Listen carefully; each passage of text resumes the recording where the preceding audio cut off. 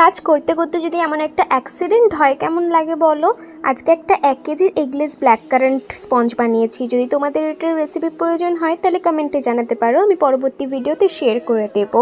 এটার ওয়েটটাও শেয়ার করে দিচ্ছি। এটা টোটাল 1 কিলো 120 গ্রাম মতন হয়েছিল। ওয়েটটা এই কারণেই শেয়ার করলাম, কিছু মানুষ সবসময় হাত পা তুলে থাকে এসে কন্ট্রোভার্সি করার জন্য, বিভিন্ন ধরনের বাজে মন্তব্য করার জন্য। তো আমি যতটুকু যা করি সেটা উইথ প্রুফই দেখানোর চেষ্টা করি।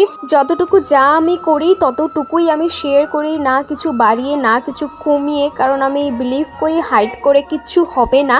আমার মনে হয় শেয়ার করলে শেয়ার করার মতন করে করব, আদারওয়াইজ আমি শেয়ার করব না। ওই করলাম কিন্তু কিছু বললাম না, মনের মধ্যে না এটা বলবো না ওটা বলবো না, আমি ওভাবে পারি না।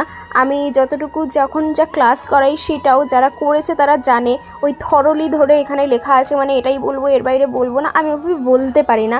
আমি বলতে শুরু করলে বা কিছু বলতে গেলে ওই টপিকের সাথে অন্য কোনো টপিক উঠে এলে সেটা যদি ইনক্লুড না থাকে আমি তাও বলে দিই। এই কেকটার না সব থেকে বেশি টাইম এটাতে গিয়েছিল অল্প অল্প ক্রিম নিয়ে কালার ডিভিশন করাটাতে।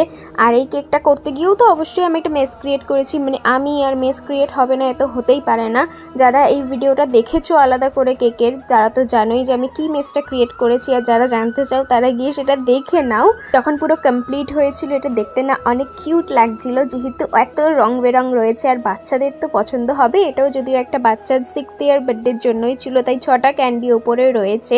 আর কেকটা কমপ্লিট হওয়ার পরে ওয়েটটা অনেকটা হয়ে গিয়েছিল, এটা নিয়ে আমাকে পলতা যেতে হবে ডেলিভারি করতে। আমার হাত লিটারেলি ব্যথা হয়ে গিয়েছিল। আর ওদিকে বৃষ্টি তো রয়েছে, এই বৃষ্টি তো থামার নাম করছে না। যাকে আমি ফাইনালি যে ঠিকঠাকভাবে ডেলিভারি দিতে পেরেছিলাম, এর সাথে 2টো ক্যান্ডি এক্সট্রাও দিয়ে দিতে বলেছিল, সো ক্যান্ডির প্যাকেটটাও দিয়ে দিলাম। সবাই ভালো থেকো, রাধে রাধে, টাটা।